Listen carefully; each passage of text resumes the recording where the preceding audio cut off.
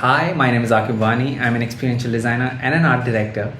From playing in a band to designing one of the India's oldest indie music magazine to designing some of the biggest weddings this country has ever seen to being a part of London Design Biennale representing India and now to have been running my own design studio under my own name, which is Aaquib Wani Design, and to have been honored by Forbes as the Forbes 30 under 30 in the design category for the year 2021. It's been one hell of a journey. Some of the brands that I've worked with: United Nations, NH7 Weekender, Adidas, and many, many more. Speaking of my background in design, well, I think all of it started when I was about 10 years old, and this is because my dad was in the business of Kashmiri arts and crafts, and artisans would come over to our house, and to my silliness, I would ask them the most serious questions and ask them things like, okay, how much time does a shawl take from making to embroidery to sort of making it into a complete product? And to my surprise, it would take them about 6 to 8 months to sort of do that entirely. And I went to my dad and I sort of asked him, okay, how did this entire process come about? He said, okay, there's a certain client who wants a certain product, and to sort of take that brief from the client to pass it on to the artisan, and then to sort of create that piece for the client was that sort of my first understanding of a collaboration, my first understanding of what a customization sort of was, and then to see it all come together after 6 to 8 months was something that blew my mind off, because I was like, okay, these artisans are self-taught, they don't have any design education, and they are someone who sort of use their own sensibilities to sort of come about with this amazing piece. And that made me realize, okay, how important it is to understand a client, how important it is to understand what they're thinking, where they're coming from, and rather than just coming up with a design that's beautiful. So it's important to understand early on when you're working to sort of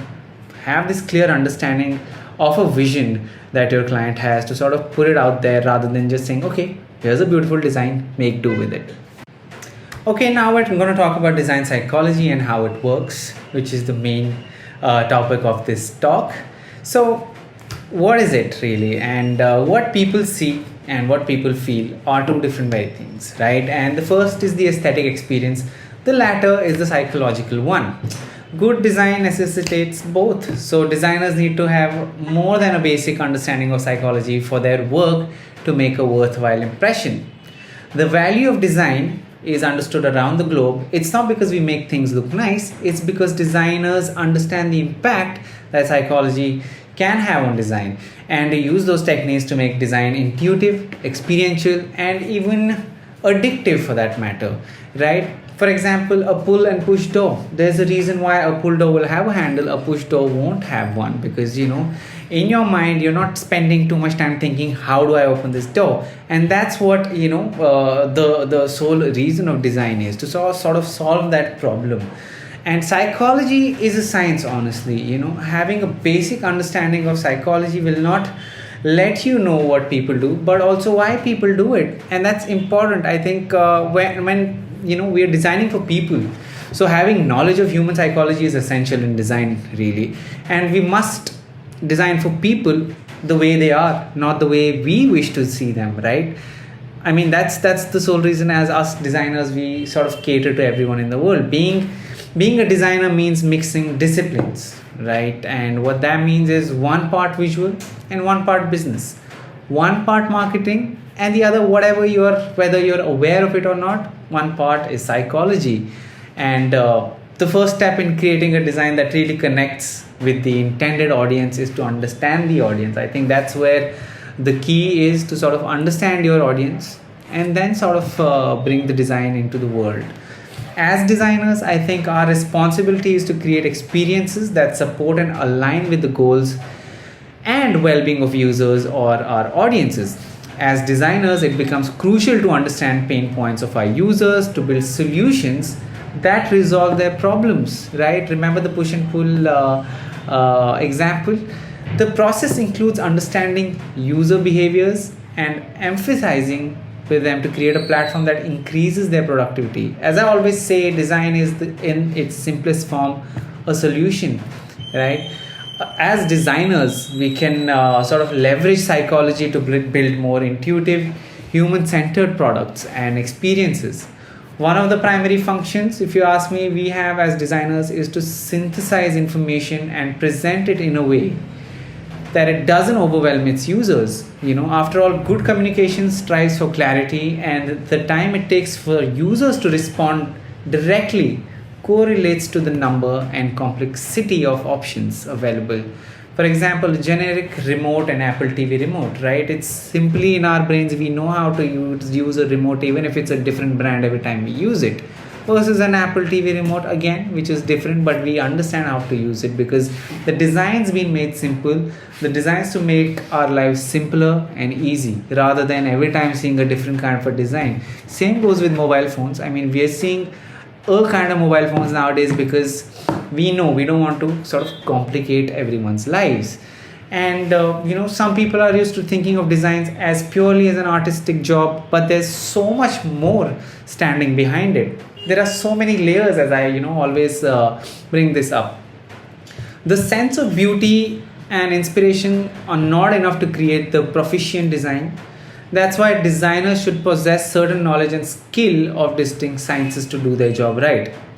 How do you understand what a client wants? You listen, you read between the lines, and then you take their words, provide visual clues to put their words into pictures. That gives them a better understanding of their own thoughts and sort of helps you also to sort of build a narrative and come up with a design to sort of build that entire experience for them. Okay, next up we're going to talk about psychological factors that affect design, and this is an interesting one because this involves color. And since colors have a great impact on users' perception, like red, which symbolizes strength as well as love, but also aggression. For example, there's yellow, which it's for happiness. There's purple, that's associated with royalty. There is blue, that's associated with corporate, but also depicts calmness and depth. That's why designers should choose the colors knowingly to make sure their work represents the right sort of people, for that matter, and it's got the right tonality to it, it's got the right message to it. So psychologically, colors are what drives humans with emotions, right? Designers generally use color as an important aspect to grab the attention of a user. For example, for someone like me, I like colors, and there is a designer somewhere in the world out there designing something so colorful that I know for a fact I'm not going to take 2 seconds to sort of decide I'm going to buy it, because it caters to a certain audience, and it gives them a way to make connection with branding of the product. Most of the users largely depend on color, like I said, colorful colors, and I'm sold. Too many choices, I feel, too much information are as bad as not enough, right? For example, over the years, with social media playing the biggest roles in our lives, the attention span of humans has decreased to many folds. I keep saying the attention span of a human has become that of a goldfish, and that's rightly so. Everything needs to be something that grabs your attention, so engaging visually that you want to spend time at it and experiencing, right? People have limited short-term memory, and one can only hold so much information at one given time. So you have to it's become so much challenging as a designer to understand what is it that a designer needs to put out in that one frame of image and say, like, okay, this is all that I have to design, and this is going to cater to my audience, and I will attract customers using this one piece, right? So it's a challenging task, of course, but then at the same time, to sort of mix, understand, execute, I feel that with everything that's happening, including the trends, in order to sort of adapt to these changes, I think the design must also be updated.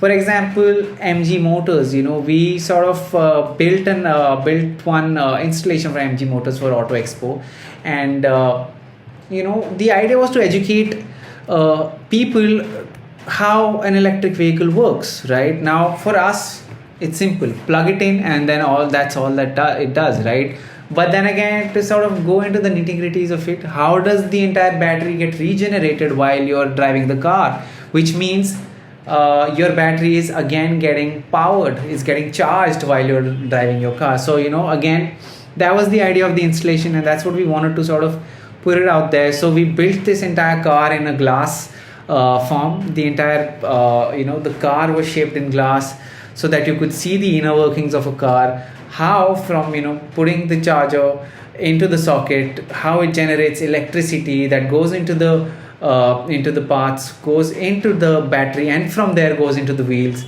And when you hit the brakes, it again sort of generates electricity back into the battery to sort of charge the battery again. So that was the entire idea of for us to say, okay, this is how we want to present our installation.